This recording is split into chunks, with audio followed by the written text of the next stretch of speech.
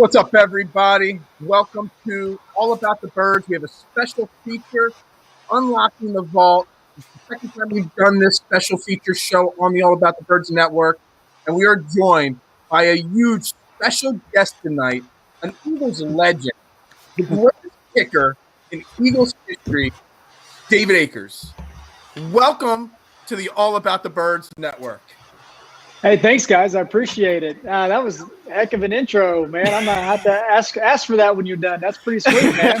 Talk to the guy with the Eagles flag. Johnny makes all the videos. He does a great job with them. So, you can thank him. He is Mr. Mix Mash, DJ kind of video maker down there. I can tell. And he helped me out a couple weeks back with Sav Rocca, actually. I was – it really stinks that the NFL, takes all these things off of YouTube, and it's really tough to actually find any footage of myself, which is kind of crazy that, hey, you can't find anything of yourself, it's really kind of difficult, but it is interesting that they go through and you can see it on YouTube. Hey, NFL's blocked this, which I get it, but come on. I used to have some pretty good hits on there. I can't find those anywhere. Give Johnny 5 minutes. Videos? You're a 6-time Pro Bowler, a 2-time All-Pro first team. You're on the NFL's 2000s All-Decade team. I mean, the list of accolades and awards and records you have is second to none. I mean, kickers are just not given the cred that they deserve. No. Wow. Where were you as my agent a few years back, huh? Let me know. I'll get you back out on the field if you want to go. Don't tell Terry that. All right. We got lots of questions. We've been taking fan questions on Twitter all week. We've been coming up with questions all week. So got lots to dive in. And again, we appreciate your time. Yeah, sure, absolutely. But the first question that I want to ask, and it's something that, I love about you, and a lot of, casual Eagles fans don't know it. After you came out of the University of Louisville, you didn't come right to the Eagles. You bounced around a lot. The Panthers, the Cardinals, the Washington football team. I did say that right. Even the Eagles sent you to Europe to play for Berlin briefly before you really made your name for the Eagles and in the NFL. So the question is, was there a point when you thought maybe the NFL wasn't going to work for you? And, what did you do? And talk about, the drive and the motivation to never lose faith in your abilities and who you are. Yeah, sure. So kind of a recap of what you said there. In 97 draft, I had gotten some calls from some teams, and kind of going back into college, I had different holders and times that we weren't always on the same page, at different coaches, and I was a strong-legged guy, known at least at that time to be a strong-legged guy that was struggling with accuracy. And in the NFL, that's actually something that actually was more of a benefit versus a guy that was accurate and didn't have very strong leg, because we had to kick off from the 30, and once 1999 came on, you couldn't break in the footballs at all, so you had to have a strong leg. Mm-hmm. So I got some calls from some different teams, and it was like, hey, we were kind of interested in you as a late-round draft pick, possibly free agent. And I was like, oh, yeah, sure. I wasn't expected to get drafted. I'm not one of these guys that was like, oh, they get drafted in the 3rd round. I thought it was a first-rounder. I just really didn't expect it. But I ended up getting a call from the Steelers that said, hey, especially on that Sunday, there were a lot of calls, but the Steelers said it looked like I was going to be their next pick and their last pick in the draft. And I was like, oh my gosh, here it is. I'm going to see my name go across the ticker. Back then, they didn't have flat screens. It was kind of bubbled, right? On the old tube TVs. And it said Michael Adams, kick returner, and it did not say kicker David Akers. So he was out of Texas A&M and ended up being their kick returner for a while. And I would come on in, be a free agent and all that. Yeah, I ended up going where I thought I was getting the best deal financially, which was with the Carolina Panthers. Now, hindsight, knowing the NFL now, knowing everything about money really doesn't mean everything when you're a free agent. It's more of the opportunity, so you can actually get the opening day roster salary, which is a whole lot different between $3,500 and $5,000. I mean, back in 1997, that was still a lot of money, but hey, I kind of thought they were spending more, so they really want me.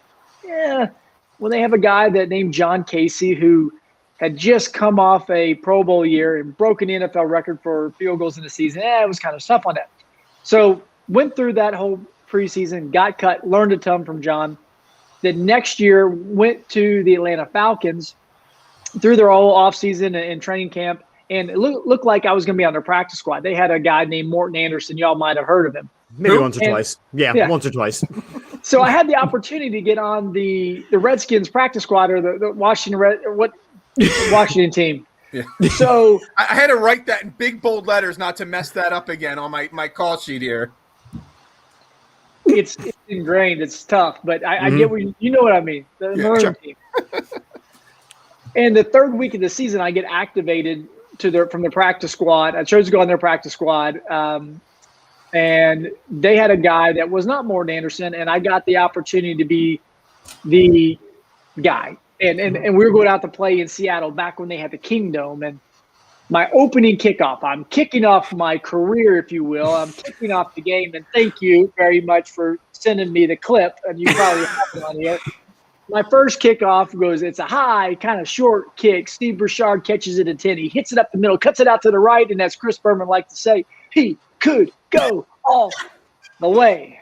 And he did, 90 yards. And for some reason, I learned a little bit more about geometry from the pros versus college and using the sideline a little better. And those guys are a heck of a lot faster there. I had never had a kick returned on me in high school or college. I always ran the guys down, and I looked like I was running in quicksand there. But that was not a good day. Opening kickoff, 90 yards. I missed a 48 and a 49-yard field goal. And needless to say, I was cut 2 days later. I was ready, to answer your question. At that point, I was done. My wife was like, hey, I think you need to give it another year, see how things kind of progress. I really had worked out for a bunch of teams that whole season. December 22nd comes. I get a call from the Birds at like 5 o'clock in the evening. I was shooting hoops down in Atlanta, and my wife calls me across the intercom, whatever, and says, hey, the Eagles just called. They want you to come in. I'm like, okay, when? I've been kicking in a month. Usually this isn't the time for these workouts. And like, oh, they want you to fly in tonight. Like, tonight? So we land. It was like 17 degrees the next morning, 0-degree wind chill outside. It was back at the vet where they have the practice fields. And you all might be too young to remember this, but they used to have these practice fields that were basically somebody brought in dirt on top of asphalt, feathered it up, leveled it up, threw some grass seed on it right next to this thing called a bubble. And that is a pro football team's practice field. And I had a terrible workout. Tom Modrak was the GM at the time. Ray Rhodes was still the head coach. Right. John Harbaugh was the obviously special teams coordinator at the time, but they had Bobby DePaul and Mike McCartney at that time, all part of that personnel group. I mean, just a great group of guys. And I kicked terrible. I mean, absolutely terrible. And I didn't have a cell phone with my wife at the time. We had one and she was picking me back up in Atlanta. I landed in Atlanta, and she's like, well, how did it go? I said, it was terrible. It was a waste of time. And she's like, really? Your agent called. They want to sign you. So I'm like, what? It was literally, out of all my years, the worst workout I ever had. Absolutely worst workout. Wow. So either they saw the potential or we all got a little bit lucky.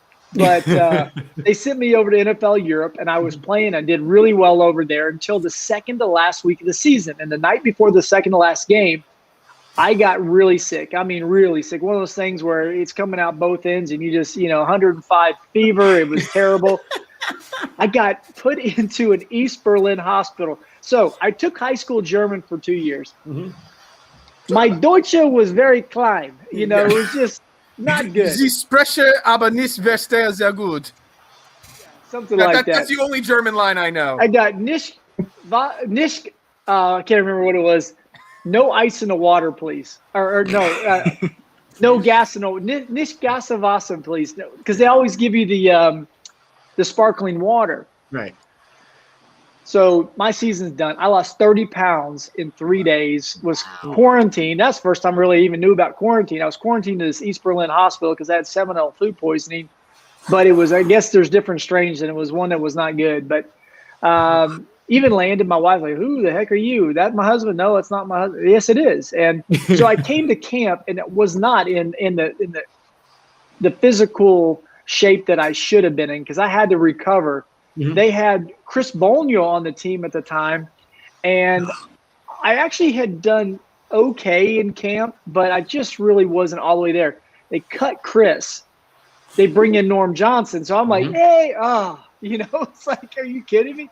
But then they said, we kind of are wanting you to be the kickoff guy and the field goal specialist from longer range if possible. And I'm like, man, I just want an opportunity to play. Right. So Jim Johnson was kind of big on that as well. I learned that a little further down the line from John Harbaugh and Andy that Jim was really in my corner back then because of the kickoffs and being able to help the defense. So that's how my career kind of got started. I didn't play for the Cardinals, but the Louisville Cardinals is probably what you were thinking.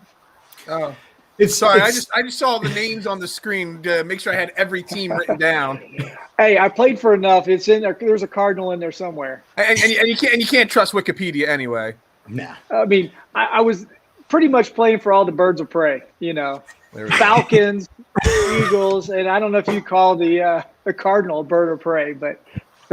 It's a bird. So it's so interesting that you brought up the Norm Johnson thing because you played with him and you played with a really good kicker and eventually you beat him out for the job. So what was that relationship like and how did that help your career to spend time with him at such a difficult time in your own career? Yeah, so Norm is great, and I let me back a little bit up with that. If I go back into my career thinking about people who kind of help develop who I am, I have to go back to some pros. We got John Casey, like I said, Morton Anderson. Yeah. Then it comes Norm, and then Sean Landeta. We're probably like my four big guys that kind of molded me to who I was. John Casey really helped me with my technique. He said, this is some things you're going to have to work on if you're going to become consistent. Because, again, I had the strong leg, but I was all over the place. And then Morton Anderson, I got to see a guy train day in and day out of an offseason who was 38 years old and still cranking the ball really well. Then Norm, I lived with Norm once I made the team. And being with him, traveling in every day to work with him, seeing how he took care of his body, what he did on a day in and day out as a professional, and kind of game prep was really special to be a part of. And I think that was actually Andy Reid's kind of doing and what he wanted. Tom Modrak was at Pittsburgh at one time with him. Rick Burkholder was with Norm at one point. So there was a familiarity with him. He had already played 17 years in the NFL. So I think it was already kind of like, hey, if you can kind of mentor this guy along, this would be very helpful, and we're going to give you the opportunity to be the kicker, here. I believe, it was unsaid, but it kind of felt that way to me. Then Sean Landeta was a guy that was very much teaching me off the field type of way to deal with the media, how to kind of market yourself and how to dive into the community and kind of the same way he was with the Giants and he was starting to do that in Philly. So yes, I'm a culmination of all those guys, but Norm Johnson was pivotal in my learning. The only thing that I'll say about Norm that, we can laugh about now, but I was kind of like, what to do right here was, do you remember in the 99 season, we were playing Tampa Bay and Doug Peterson's quarterback, Deuce Staley is running back at the time. And we don't have any timeouts and we're about to score, but it was one of those things that, hey, we either have to throw the ball away or you got to score a touchdown, right? Because you can't take a sack, can't catch the ball inbounds because the clock's going to be running. Well, I believe it was a completion to Deuce short of the end zone. Clock's running. Norm understood what the play was going to be, where it was either going to be a throwaway or a touchdown. So he goes back to net to get a couple kicks in. The clock's running. There's a hurry up. Everybody's in field goal, and Norm's not on the field, right? And I'm up on the what's happening here, And Norm finally comes out. He rounds the holder, which was Doug at the time, and he misses the kick. It was like a 25, 27-yard field goal. And, the media and the fans were letting Andy have that. Do you remember back at the vet, they had Sign Man. What was the guy? Sign Man. He was always had one full section of Absolutely. really kind of witty sayings, if you will. Witty, but yes. witty would be, kind, but they were letting Norm have it. And, what was going on with Andy was Norm picking up a pizza for Andy at the concessions? Like that all kind of came out, But I learned from that. Always be prepared. So Norm learned something. I learned something. And I just didn't get – they were like, why didn't you run out there, Dave? Well, the holder's holding for the opposite foot. There would have been a lot to do there. But I learned a ton from Norm to answer your question. So you talked about you talked about your the holder and the who was your favorite holder? So I know you said Doug Peterson, but the main guy that we always see in the videos is Coy Detmer. Who'd you say your career, your favorite guy that helped you the most? Because a holder is important for a kicker. Well, I was fortunate. I wouldn't say he's my favorite. In between I had a lot of success with Sav Rocca as well, but Coy and I were together for 8 years. I mean, think about a collegiate career. If you have a guy and you come in as freshman and you can play 4 years of starters together, that's unheard of to begin with. But we were together for 8 years. Mm-hmm. So wind would be coming one way, condition of the field would be this or that, and he would make adjustments to the ball. And he said, "You want a little bit more?" Yes. There would be times where if it was a big kick and I also was fortunate to have Mike Bartram, who at the time we didn't have dedicated snappers. He was a third-string tight end, and he was always doing stuff with the offense. But then when it came to snapping, he would come over. So we didn't get the time allotted that most specialists would get now. And that's why I think you're going to see that's why the guys are just better. It's like the next generation is bigger, better, faster, stronger. But when you got to guys like Sav and then Dornbos, I actually got back into a different groove with those guys as well because we were together all the time. But the Coy thing was pretty amazing because he was just natural. And the kind of the progression went like this. When my rookie year, we had Doug holding for Norm and myself. Mm-hmm. And Coy held a little bit for me during training camp. But once the season came, he didn't hold anymore. And he really wasn't very good at all. He had never done it. But when they got rid of Doug right before the regular season, right before the pickle juice game, Coy all of a sudden knew he was going to be the guy. And he's just so athletically talented for a guy that looks completely unathletic. I mean, I kid you not. The guy's hand-eye coordination is one of the most incredible things you'd ever see. You're like, guy's got a beard that stops somewhere around his nipples. And I mean, his neck beard is legendary, right? But he's just one of those guys that he's talented and just wouldn't look at wiry string bean guy. He looks like he's an insurance salesman, can sling it, reads a great defense. And obviously his athleticism of size hindered his ability at the NFL level to be an outstanding quarterback. But he was also extremely intelligent to the fact of this is a niche for him and let me figure out a way to work this in. And he did a great job. And when I tell you he was phenomenal, there's so much goes into holding. Lean for the win, lean against the wind, more into the wind, driving it. Do you want the laces forward? Do you want them back if I get stuck? You don't want them on the side because it'll change the rotation and pull it off to a side. But one thing that he and Bart would do sometimes on big kicks, Bart would snap the ball low on purpose because Coy in those situations felt better at trapping it and then popping it up. Mm-hmm. And we would practice that enough that I just was like, okay, I had full trust in whatever was going on. It was going to be fine with him. And then another thing that was a lot of fun with Coy, because of his intelligence on the offense and the defensive side of the ball, we started messing around with fakes. And we would just come in on Thursday without telling the field goal block team that we were going to run one. And we would just say, okay, we would have it understood that on the third kick, we were going to do this. And we'd let Mike know if there was another player that needed to be involved. Tight end or somebody like that, or get one of the big linemen that are playing tight end actually at that position, get them running a route or something, and always keep the defense off guard. And so I saw the play you threw in there where it was over the shoulder, no look pass. We were messing around with that, burned the team with it big time. And Andy was like, "Oh my gosh, that looks amazing. Let's run it." We ran it for a few weeks and then gets implemented the next season. It's so interesting that you bring that up. So just real quick to end this holder conversation and to transition into, more of the current NFL.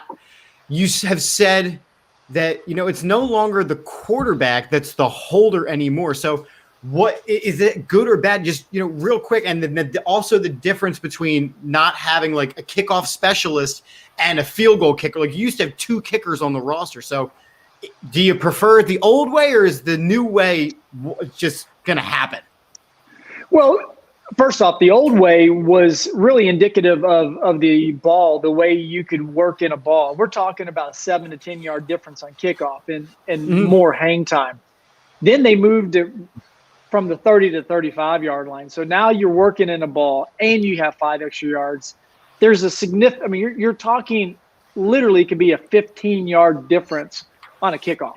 Well, now guys with significantly less leg strength can now, be able to kick. Well, they also don't want returns. So that was one of the reasons why, they started with the balls back again. But it also really got ramped up when Tony Romo dropped the ball for Martin Gramatica against the Seattle Seahawks when he was playing, and I don't know if you remember that, but we do. Oh, we do. We do. Do Eagles fans remember a moment when a Cowboy messed up? Come on now. But it helped me out, so I appreciate it. And I will say this: I am extremely impressed with Tony Romo's announcing. I think he's one of the best out there. Honestly, it's phenomenal to listen to how smart he is in understanding what's going on and being able to convey it through the spoken word to us prior to it really quickly.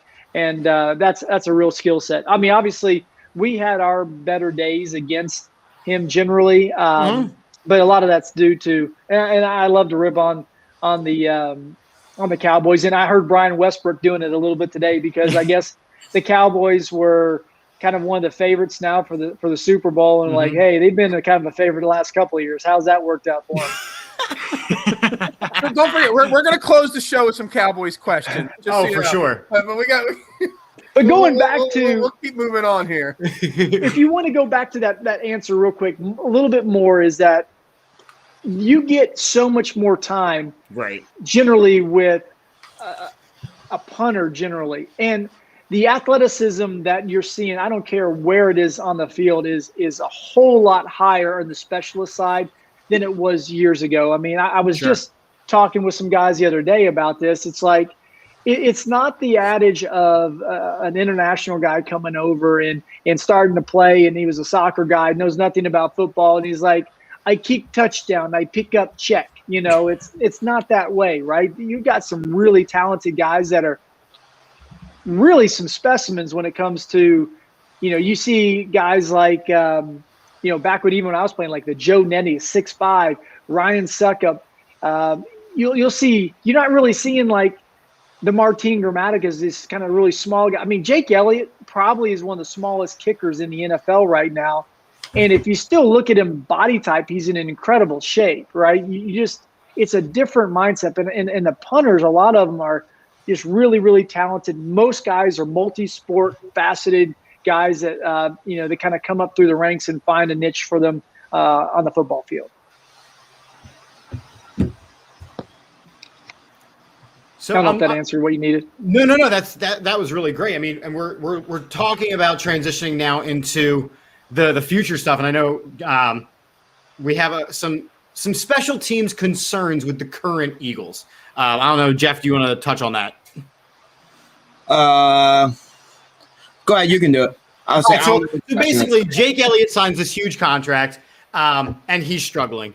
And I remember a couple weeks ago when Cameron Johnston was cut, you actually tweeted out that it wasn't so much Cameron Johnston's fault, especially because his skill set wasn't being utilized. So talking about the most current edition of the Eagles special teams? What were your thoughts? And with these new coaches coming in, what needs to be changed? Well, they have a very young staff, and they have a young core of guys in theory. Jake got paid. Jake's a great kicker. I'm going to flat out. I'm a supporter of Jake. I think he's going through some. Let me back it up. Majority of special teams coordinators in the NFL really don't know kicking, in my opinion. Okay. They know some, but they don't truly understand necessarily skill set. And a lot of them play in a way that's scared. It's like, I don't want to give up the big return. I don't want to get a kick block, but I don't utilize my guy. And let's say, instead of saying like, all right, we'll take what they give us, which is kind of a Belichick mindset, right? We're gonna, if you give me this, I'm gonna take that, right? It's like, okay, let's not get burned here. And I do know that there's some times when the specialists weren't meeting with Dave Fitt much in going over film and discussing. So if you've got a guy that is relatively young in the punting who's very talented like Cam Johnson, all right, Cam was struggling as a directional punter. He has an issue where he goes up the field first and then says, well, I want to try to place it over here. Okay. There's two ways to become a really good directional punter. First off, punting and kicking, no matter what, is always a straight kick. It's always a straight kick. You got to erase the lines on the field in your mind and you target shoot. So think about this. You're kicking an old school 20-yard extra point right down the middle. At that place, you really can aim the ball right down the middle. Even as a left-footed guy, I would aim right down the middle or slightly left of center because the ball would come back just a hair on me, right? If I was struck it right. Well, if I'm on the hash, people are thinking, well, you're not kicking a straight kick. Yes, I am. I'm finding a target, not through the uprights, past the uprights. I'm kicking at that target, and I'm walking a straight extra point towards that target. Okay. Now, you have other variables that come into effect there. You have the wind, you have the field conditions, you have trying to figure out what stadium the wind is coming this way, but once you get this far out, the wind swirls around and it can push it the other way. There's all kinds of crazy nuances. Actually, the link is I don't want to be like that old guy, well, things are easier now, but it is an easier stadium to kick in now because that south end zone, they filled it up, and it used to be right open, and it would suck in the wintertime with that south wind. It would come in real hard across the visitors, bounce off the visitor's sideline, and disperse out the two openings out the north side towards kind of Broad Street there. Right. Or actually Patterson, actually. But they've closed those up now too, so you've got a whole lot less kind of – and think about this. Think about like you're in between two skyscrapers in a windy day. You walk out and it's like you hit that rush of air. That's exactly what that south end zone would do in the wintertime when it got cold.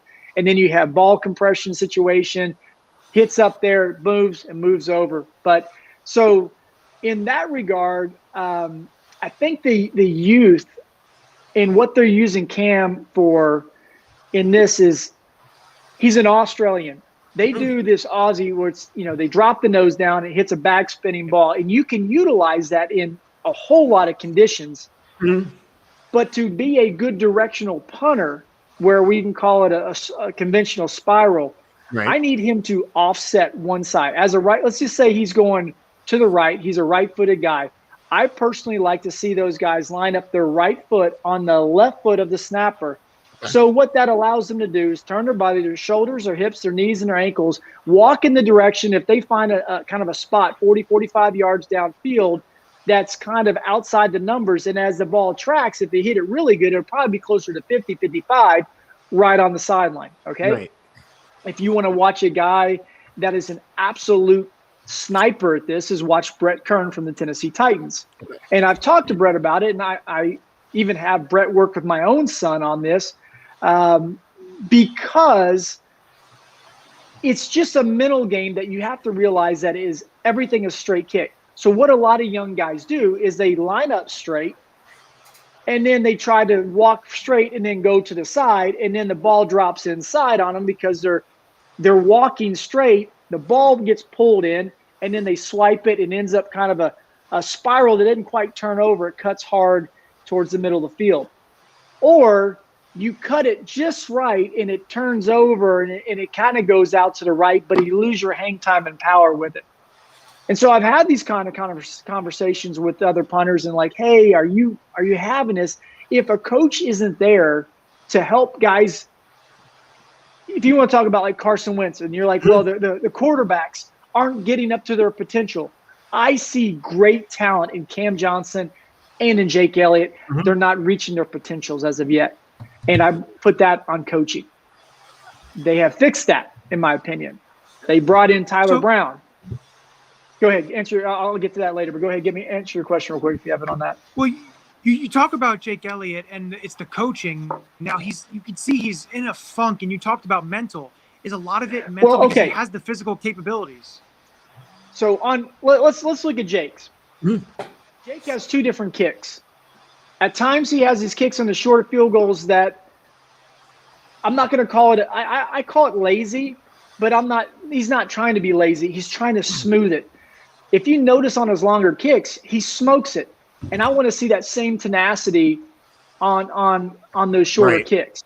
And there's a little bit of that where he kind of comes off, and when he misses, it's generally I see more to the push side, which for me and him moves it off to the right.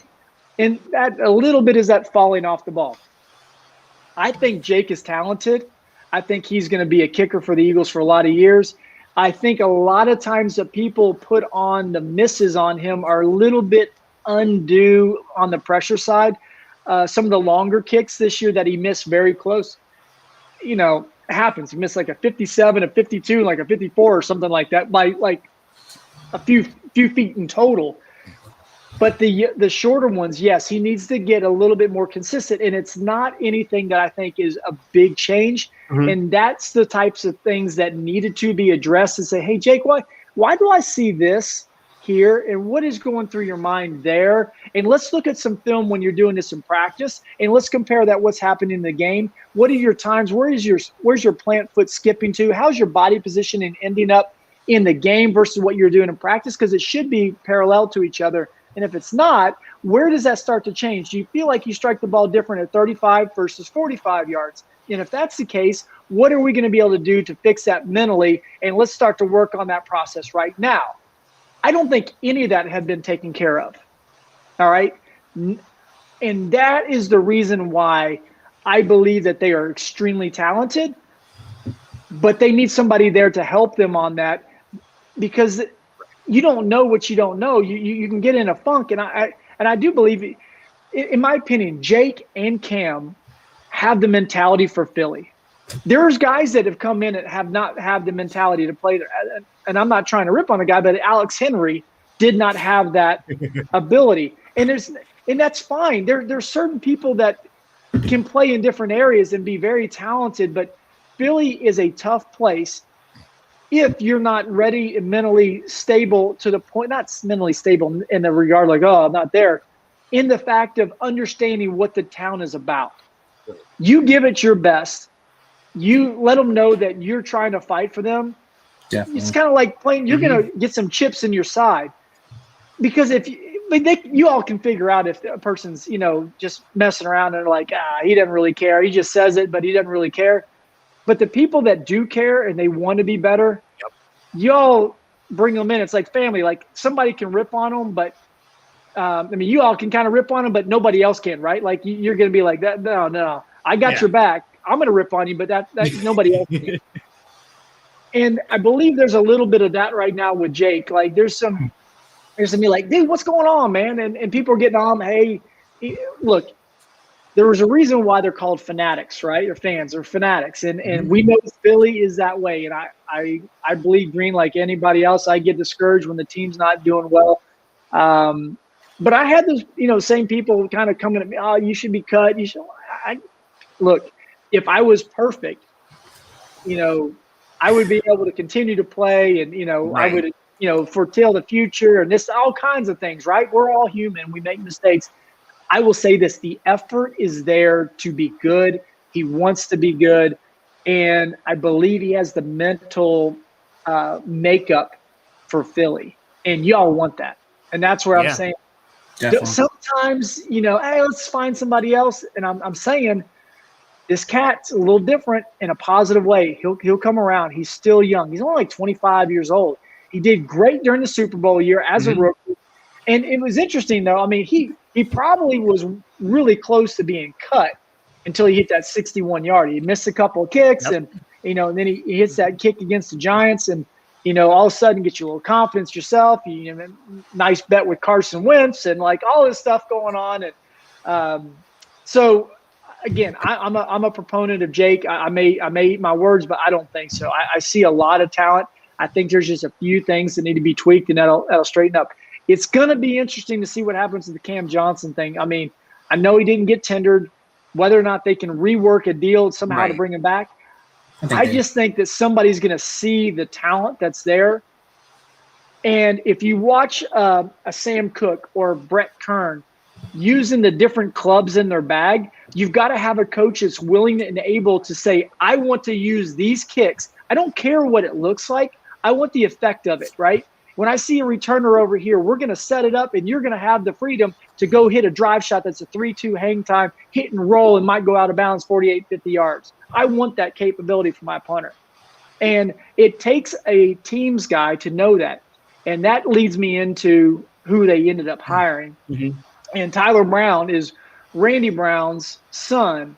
Now, Tyler's been around all of us. I knew him when he was 9 years old. I met him when he was living with his dad over in New Jersey, and that's where I was living. And so I would see Randy over the years, and Randy was doing some stuff with us in 04 and 05. And when he was the mayor of Marlton, I would train over there, and he'd come out and watch, and I'd send him film. And matter of fact, he was going to be with us in San Francisco, and at the last second, the Ravens redid his contract, and he, because of a flight delay out of Philly because of a storm, he ended up winning a Super Bowl that year and not with us out in San Francisco.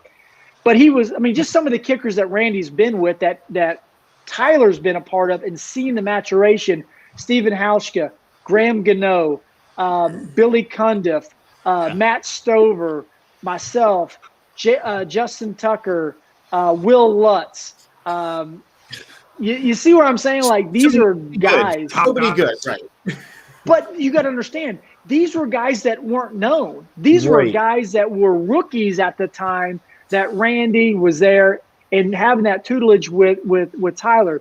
Now, I also kind of went through the recruiting coordination issues of the college sports with my own son, and Tyler through the University of Michigan, and I have talked the X's and O's and the fundamentals of kicking, and he's a bright guy that someday will be a special teams coordinator in the NFL. He is not just this kicking guy, and Randy's not either. I mean, he's a co-coordinator down in Baltimore as well. That was a smart play. I know Howie has been getting a lot of negative press. That's a very smart play of Howie to bring him in. Well, so you mentioned the Philadelphia thing. So we're going to play something. It's about 25 seconds. Okay. I think you know what's about to happen. Oh, this is draft one. Okay, I got you. And then we're going to ask a question. We're going to have some follow-up questions, too. I'm sorry for a second. Tonight, I'm representing the Philadelphia Eagles, NFC East champs, divisional champs, NFC champs, and world champs. The world champs. Hey, Dallas, the last time you were in the Super Bowl, these draft picks weren't born. I'll say the passion that you brought to that announcement was just incredible. And I'll say we were fortunate enough as Eagles fans to watch you for 12 seasons here in Midnight Green. And throughout your tenure here, there was always that connection you had with the fan base in the city. And I was fortunate enough to cover your last game in Midnight Green, that Packers playoff game. And after that game in the locker room, just to see how emotional you got, that you felt that you put the game on your shoulders and that you let the fan base down, and a guy in that situation, not worrying about himself, worrying about the fan base. I would say, what was it like playing for the city of Philadelphia, and what did it mean for you to playing here for these fans and in the city? Well, first off, I'd like to say that, Philly changed my life. It started off with the Eagles organization giving me an opportunity when I had failed with the Panthers, Falcons, and the Redskins. And that goes into upper management, the guys that were part of that back in the day with the Joe Banners, the Tom Modrex, the Mike McCartneys, and obviously Andy Reid and Jim Johnson in the very beginning. Then growing up through that time with John Harbaugh, I was able to play through 3 contracts with the Eagles. That's kind of unheard of, and during that time, I was able to be embraced by the Philadelphia Eagles community and just Philly in itself, to the point where it changed my life of understanding, like, I'm a Southern country boy, man, just to be honest with you, and kind of changed my perspective on a lot of things. And some of the greatest people I know are from that area, and best food I've ever had is from that area. And so the only downfall is the weather, man. Can you bring me some warm weather and I'd be back there tomorrow? But hey, today was 70. Yeah, tomorrow's gonna be 40. So, Yeah. But because of that, like, it got drawn into that family, and it changed my life. My family grew up there, and I kind of grew up there, and due to that, I can't even, I think, really describe or put into words my appreciation for the town of Philly. And I'm non-COVID, I'm there generally 20 times a year doing different things. So I'm an hour and a half flight away, and enjoy every minute of being back and experiencing, whether it's at the games or just interacting with the wonderful people in Philly, because Philly's a big city with a little town feel to it. Everybody kind of knows each other, and there's something special about that, and it's a very positive way. And it's kind of why I ended up leaving a billboard. I was so appreciative of the time I had, again, to the organization, but to the fans who just have blessed me on and off the field. Was that speech at the draft there? Was that pre-rehearsed, or was that totally off the, So kind of both. So it was kind of both. I got asked to go down. They do that year, the second round was the legends for each team, kind of could pick somebody. Yeah. And so I kind of heard, we should add Seth Joyner. We should add, it's in Dallas. Like, why are you going to send a kicker down there? I'm like, that's a pretty decent point. But they didn't have a second round pick. And I was like, well, why am I going? They said, well, it's a free trip. Perfect. I'm going to take my 2 boys. We went down there and I did some skiing, and we went to like an aquarium thing and hung out. It was, kind of a guy's weekend. And so I'm watching the draft, and I see this guy that was drafted at like 19 years old. And I was like, 19, man, that's pretty young. But I started thinking, I'm in Dallas, and like, when was the last time they won something? Well, that guy wasn't born. Matter of fact, most guys are about 22 years of age. Oh my gosh. None of them have been born. Nope. And they're like, when was the last time they really had any true competitiveness as far as getting far into the playoffs? I'm like, wow, they really haven't at all. And since then, and when was the last time they were watching their stuff on VHS? There was like all these things started coming on my mind, but I didn't have an opportunity to say anything, right? So the Eagles trade their pick to the Ravens. The Ravens jump up and they pick Lamar Jackson. Yep. And then we moved down, whatever. And even then we moved up to get Dallas. And I remember kind of being in the backside of the curtain with a bunch of players, a bunch of the guys are about to get drafted.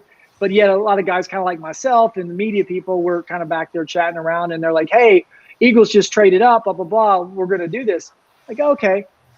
And I thought, I'll just say this is the guy if I'm not booed off the stage, right? If they're going to give it to me, then maybe I'll give a little back. So I'm on the side with Roger Goodell. My 2 boys are sitting there, kind of watching me go out. And Roger goes, you going to give a little something to him? And I was like, do you think I should? He goes, all the time you want. So we walk on the stage, and it was so loud, but they don't have monitors coming back to you. I couldn't hear myself talk. Nope. It was so loud. So then I sound like a sixth grader screaming into a mic, the whole time just to hear myself. So people had a blast with that one, but it was all worth it in the end because my idea was, okay, yeah, you're sending the kicker up there, whatever. Yeah, cliche, nice joke. But if it was Joey, Vinny from Oregon Avenue coming up and having the opportunity to say it, what would they say?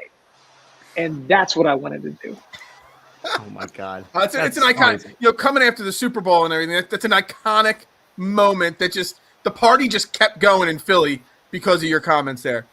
Oh yeah, I agree. But can you imagine just being down there like Tony Luke's or something, and hey, yo, Vinny. Wait, so hold up. You mentioned something, and we've been getting comments about it. I know my own wife wants to know best Philly cheesesteak. This guy, I've always been, early on. It's just kind of a spot for me. I always went there. I've done Geno's, Pat's, Jim's. They're all good. The only one I have not done is D'Alessandro's. That's one you got to venture in and get. Let me tell you.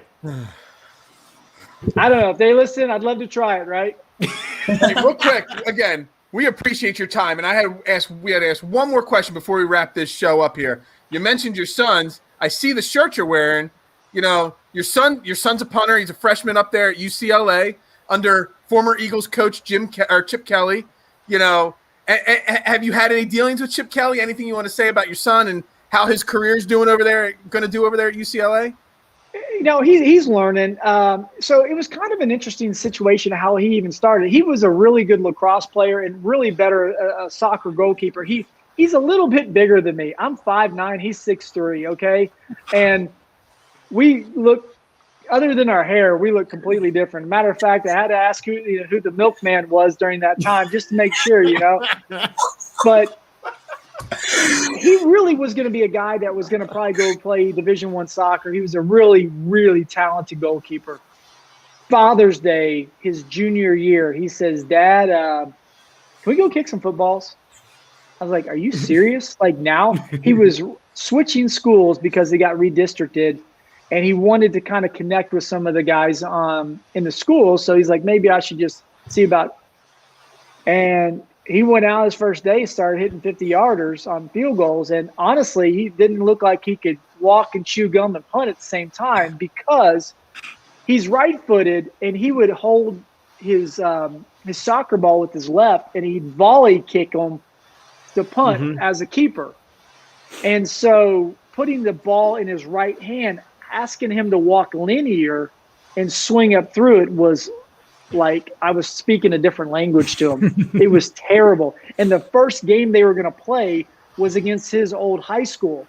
I was like, dude, can you imagine being backed up and your first punt and you shank it because you're trying to kick it like a soccer ball? So we kind of had that whole, dynamic, and I was this real kind of tough coach on him initially.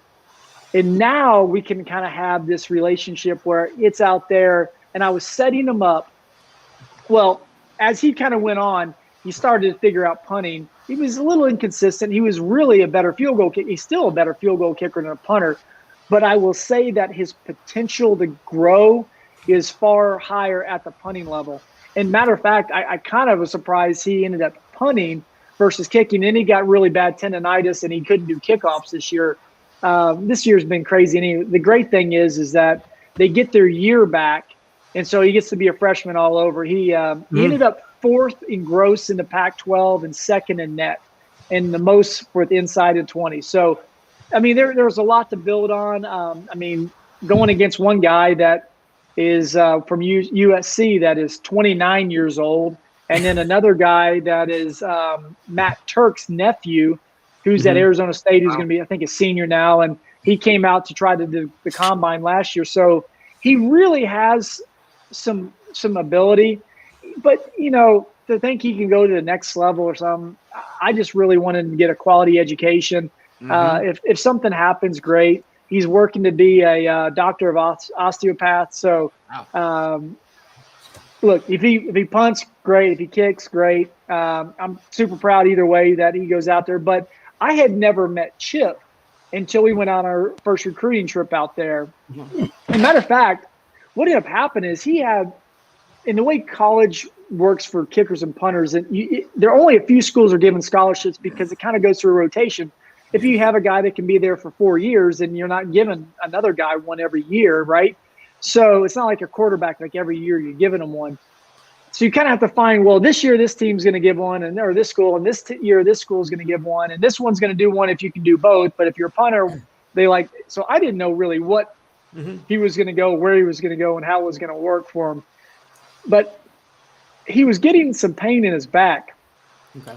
He had done one of those camps where he ended up being ranked like 9th or 10th in the nation at Coles, and he came back that next week and said his back was bothering, whatever. I came to do an event in Philly and come to find out he had a stress fracture in his L5. So he got shut down basically 2 months, missed all those camps to go and compete in the showcase. The only camp he decided to kind of go to because Chip was interested in him was UCLA. And he was fortunate enough to be able to take a couple of big anti-inflammatories, go kick a few balls, showcase pretty well, and then they offered him. And at that point, he was like, man, you can go to the #1 ranked university in the country academically.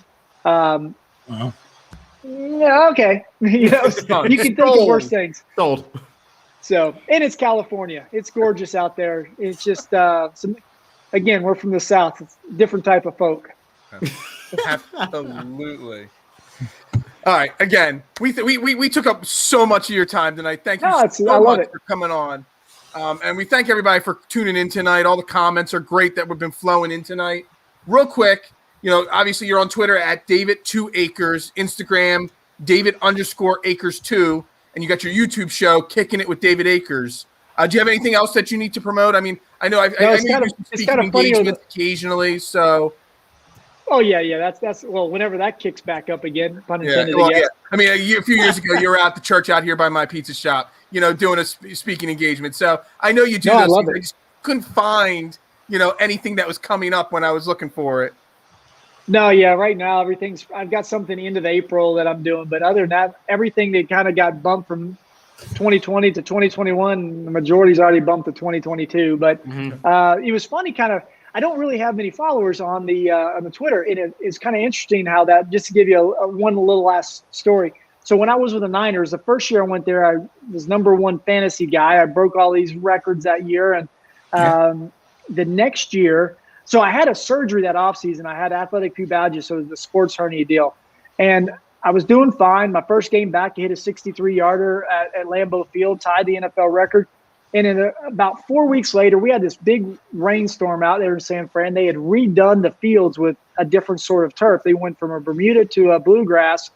And I did a kickoff, and I did like a Charlie Brown. Slipped the sod came out. I went back on my shoulders. I was like, oh, my gosh, everything's good. All right. The next day, I started kicking. I started feeling that same issue I had down in my pelvic floor. And I was like, man, what in the world's going on here? Continually kind of got progressed and just kind of festered here and there. I'd miss a kick to the left, and I'd look up, and like everything felt good. I look it on film. The film looked good. Like, what is going on here? And I just struggled. I missed kick after kick. So I got a couple of death threats, and I was like, you know, this is kind of early on. I really didn't know if people were being serious or not. I mean, NFL had to get involved with it to the point I was like, I think I'm just going to delete this account. So I deleted the account, lost all those followers or whatever, and then I started kind of doing some corporate speaking, and some of the corporations I was working with, hey, would you mind, you know, kind of a social media presence? Like, I really have never done that before, but I'll give it a shot. So that's when I started kind of the Instagram stuff. And I do a lot, not a lot, but I enjoy that. And I love kind of conversing with different people. Very similar how we, you know, kind of get up and start chatting about stuff. And you all have great content as well. So thank you. Thank you for the occasional video shows that you put on there. That stuff's great. And ultimately, that's kind of, you know, a little bit what I do to interact with fans now. And occasionally people send me stuff to a P.O. box, sign that stuff up, ship it back out to them. And I love interacting with the people of Philly and Philly fans in general because they're just, in my opinion, the best in all sports.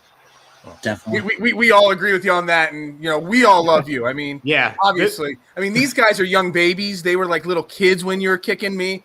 I'm Not a even grown man like you. You know, I was old enough to understand what was going on. But again, thank you so much for your time. Again, everybody, this is David Akers. He does not need any introduction. Best kicker in Eagles history. On the second episode of All About the Birds, Unlocking the Vault, our special feature show we do on occasion. Again, David Akers, thank you very much. And we always close the show out with Go Birds. So I'm just going to tell you to give us your best Go Birds as we close out the show. Absolutely. Go Birds! Go Birds. Go Birds.